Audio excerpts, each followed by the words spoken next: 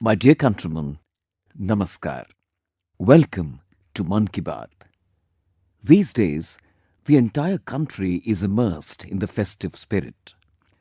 All of us celebrated Diwali a few days ago, and now a large number of people are busy with Chhath Puja. Thekwa is being prepared at homes, ghats are being decorated everywhere, and the markets are bustling. Everywhere, we are witnessing a confluence of devotion, affection, and tradition. The dedication and devotion with which women observe the Chhath Vrat is truly inspiring in itself. Friends, the Mahaparva of Chhath is a reflection of the deep unity between culture, nature, and society. Every section of society comes together at the Chhath Ghats. This site is the most beautiful example of India's social unity. No matter where you are, within the country or at any corner of the world, if you get the opportunity, do participate in the Chhath festival. Experience this unique feel for yourself. I bow to Chhathi Maiya. I extend my best wishes to all countrymen, especially the people of Bihar, Jharkhand and Purvanchal on the occasion of the Chhath Mahaparva. Friends, on this occasion of festivals, I had written a letter to all of you, sharing my feelings. In the letter, I had mentioned the achievements of the country that have made this year's festivals even more vibrant. In response to my letter, I have received messages from many citizens of the country. Indeed, Operation Sindoor has filled every Indian with pride. This time around, lamps of joy were lit even in those areas where the darkness of Maoist terror once prevailed. People want the complete eradication of the Maoist terror that had jeopardized the future of their children. There is also a lot of enthusiasm among people regarding the GST Bachat Utsav. This time, something equally pleasant was observed during the festivals. The purchase of indigenous goods in the markets has increased tremendously. In the messages people have sent me, they have mentioned what indigenous products they have purchased this time. Friends, in my letter, I had also urged for a 10% reduction in the consumption of edible oil, and people have displayed a very positive response to this as well. Friends, I've also received numerous messages regarding cleanliness and efforts towards that. I want to share with you some inspiring stories from different cities of the country. In Ambikapur, Chhattisgarh, a unique initiative has been launched to clean up plastic waste from the city. Garbage cafes are being run in Ambikapur. These are cafes where you get a full meal in exchange for plastic waste. If someone brings over 1 kilogram of plastic, they are provided with either lunch or dinner, and in lieu of half a kilogram of plastic, they get breakfast. These cafes are run by the Ambikapur Municipal Corporation. Friends, similarly, engineer Kapil Sharma ji has done something remarkable in Bengaluru. Bengaluru is called the city of lakes, and Kapil ji has started a campaign to give a new life to the lakes there. Kapil ji's team has rejuvenated 40 wells and 6 lakes in Bengaluru and surrounding areas. The special thing is that he has also involved corporates and local people in his mission. His organization is also associated with tree plantation campaigns. Friends, Ambikapur and Bengaluru, these inspiring examples show that when you are determined, change is bound to take place. Friends, I want to share another example of an effort towards change. As you all know, just as there are forests in the mountains and plains which bind the soil together, mangroves have a similar importance on the seashores. Mangroves grow in the salty water and marshy land of the sea and are an important part of the marine ecosystem. These mangroves prove very helpful when disasters like tsunamis or cyclones strike. Friends, understanding the importance of mangroves, the Forest Department of Gujarat is running a special campaign. 5 years ago, the Forest Department teams started planting mangroves near Dholera, near Ahmedabad, and today mangroves have spread over 3,500 hectares on the Dholera coast. The effect of these mangroves is visible throughout the area today. The number of dolphins in the ecosystem there has risen. Crabs and other aquatic creatures have also increased in number compared to earlier. Not only that, migratory birds are also coming here in large numbers now. This has not only had a positive impact on the environment there, but it is also benefiting the fish farmers of Dholera.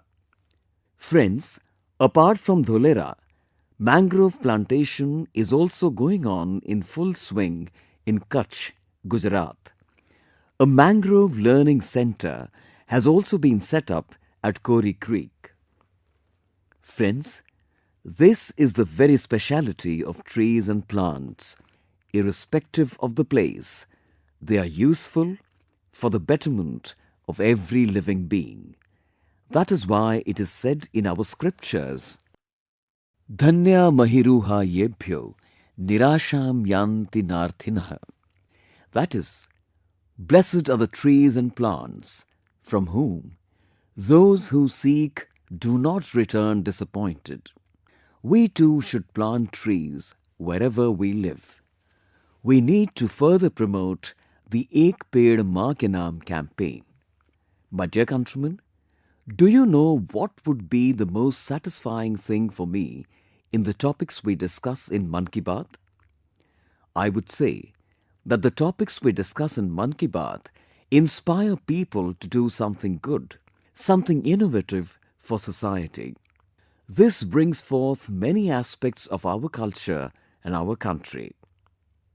Friends, many of you would remember that about 5 years ago, I discussed Indian breeds of dogs in this program. I'd urged my fellow citizens and our security forces to adopt Indian breeds of dogs as they adapt more easily to our environment and conditions. I'm happy to say that our security agencies have made commendable efforts in this direction.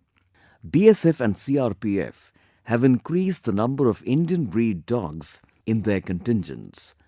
BSF's National Training Centre for Dogs is located in Tekanpur, Gwalior. Here, special focus is being accorded to the Rampur Hound from Uttar Pradesh and the Mudhol Hound from Karnataka and Maharashtra. At this centre, trainers are training the dogs more effectively with the help of technology and innovation. Training manuals for Indian breed dogs have been rewritten to bring to the fore their unique strengths. At the CRPF's Dog Breeding and Training School in Bengaluru, Indian breeds such as mongrels, Mudhol hounds, Kombai and Pandikona are being trained.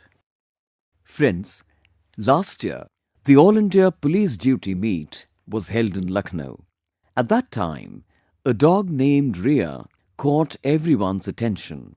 It is a Mudhol hound trained by BSF. Rhea won the first prize there, leaving behind several foreign breeds. Friends, now the BSF has started the tradition of assigning Indian names to its dogs instead of foreign names. Our indigenous dogs have also displayed amazing courage. Last year, during a patrol in a Maoist-affected area of Chhattisgarh, an indigenous dog of CRPF detected 8 kilograms of explosives. I congratulate BSF and CRPF for the efforts they have made in this direction. I am also looking forward to the 31st of October. It is the birth anniversary of the Iron Man, Sardar Patel.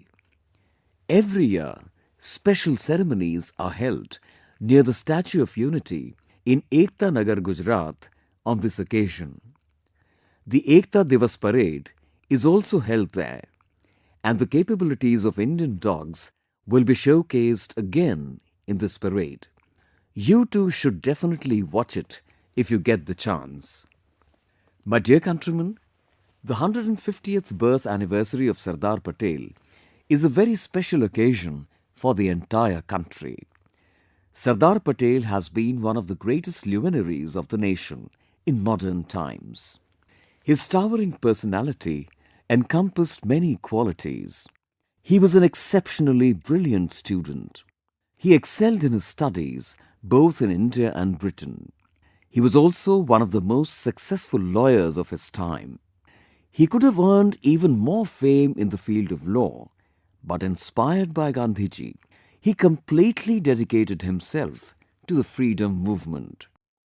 His contributions to numerous movements, from the Kheda Satyagraha to the Borsat Satyagraha, are still remembered today. His tenure as the head of the Ahmedabad municipality was also historic. He accorded top priority to cleanliness and good governance. We'll all forever be indebted to him for his contributions as Deputy Prime Minister and Home Minister. Friends, Sardar Patel also laid a strong foundation for India's bureaucratic framework. He made unparalleled efforts for the unity and integrity of the country. I urge all of you to participate in the Run for Unity being organized across the country on the 31st of October, Sardar Sahib's birth anniversary, and not just participate alone, but along with others.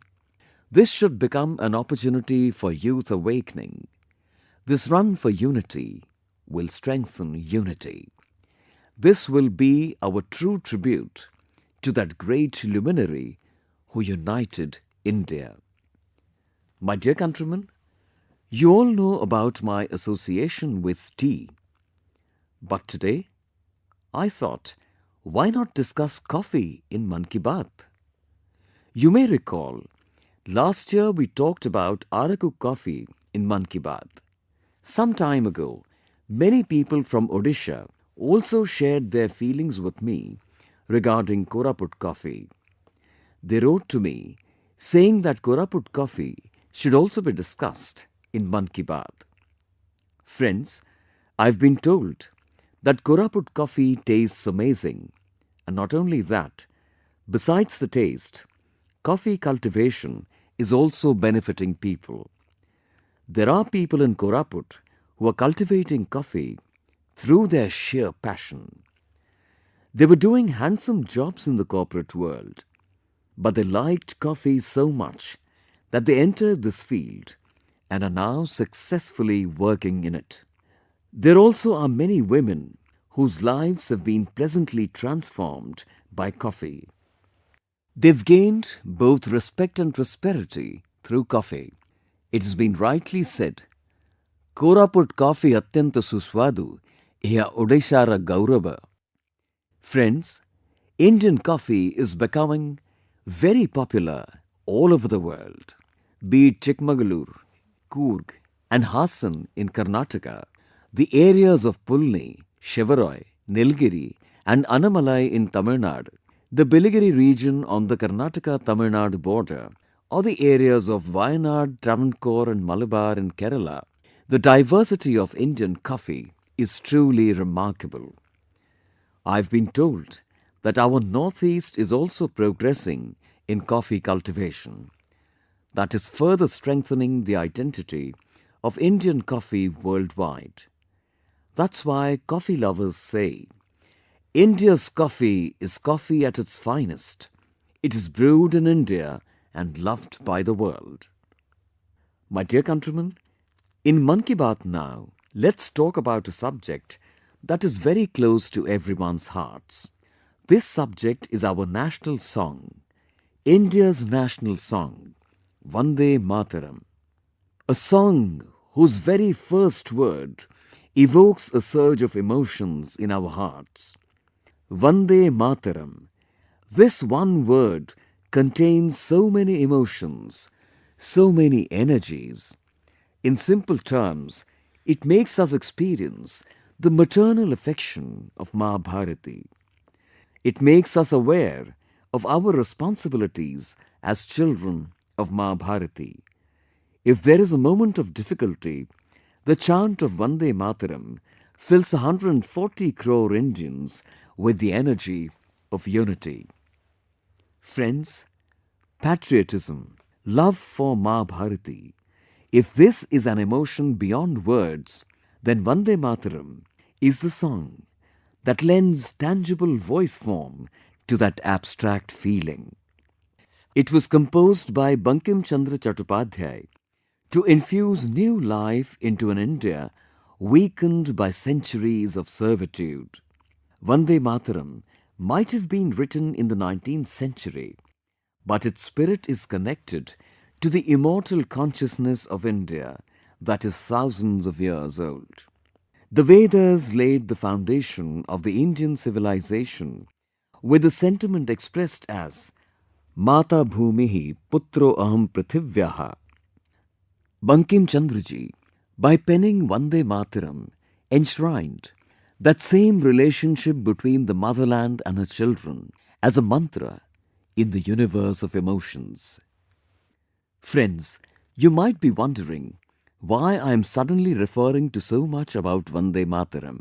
Actually, just a few days from now, on the 7th of November, we'll be entering the 150th year of the celebration of Vande Mataram. Vande Mataram was composed 150 years ago, and in 1896, Gurudev Rabindranath Tagore sung it for the first time. Friends, crores of countrymen have always felt an immense surge of national pride in the rendition of Vande Mataram. Our generations have seen a vibrant and magnificent image of India in the words of Vande Mataram. Sujalam Suphalam Malayaj Sheetalam Shasya Shamalam Mataram Vande Mataram. This is the very India we have to build. Vande Mataram will always be our inspiration in these efforts. Therefore, we must also make the 150th year of Vande Mataram memorable. We have to carry forward the stream of values for the coming generations. In the times to come, there will be many programs related to Vande Mataram. Many events will be organized in the country. I would like all of us countrymen to make efforts with a spontaneous spirit to glorify Vande Mataram. Please send me your suggestions with the hashtag Vande Mataram 150. Hashtag Vande Mataram 150. I'll be waiting for your suggestions and we'll all work together to make this occasion historic. My dear countrymen, as soon as we hear the name of Sanskrit, what comes to our mind is our religious texts, Vedas, Upanishads, Puranas, scriptures, ancient knowledge and science, spirituality and philosophy. However, alongside all of these, at one time, Sanskrit was also a language of communication.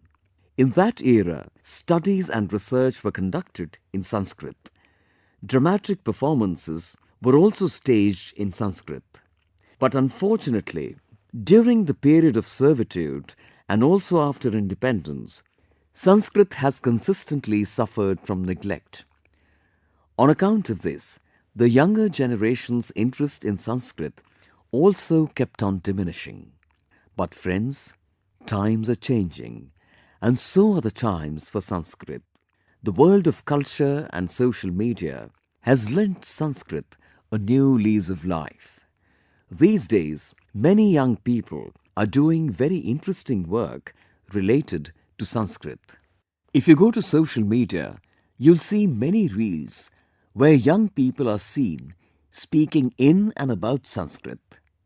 Many even teach Sanskrit through their social media channels. One such young content creator is Bhai Yash Salunke. What's special about Yash is that he's both a content creator and a cricketer. His reel on playing cricket while speaking in Sanskrit has been very popular. Let's listen in. पश्यतु अहं कथं क्रीडामि। देवराजसेव्यमानपावनाङ्घ्रिपङ्कजम् ज्ञानयज्ञसूत्रमिन्दुशेखरं कृपाकरम्। प्रातः नूतनं कन्दुकं गृह्णातु। नारदादियोगिवृन्दवन्दितं दिगम्बरम्। इमं कन्दुकं सावधानेन पश्य चषटकाय ताडय। आशिकापुराधिनाथकालभैरवं भजे, कालभैरवं भजे। Friends, the work of two sisters, Kamala and Jahnavi, is also fantastic. These two sisters create content on spirituality, philosophy, and music. There is another young person's channel on Instagram called Sanskrit Chhatroham. The young person who runs this channel not only provides information related to Sanskrit but also makes humorous videos in Sanskrit. Young people really like these videos in Sanskrit. Many of you may have also seen Samashti's videos. Samashti presents her songs in Sanskrit in myriad ways. Another young person is Bhavesh Bhimnathani.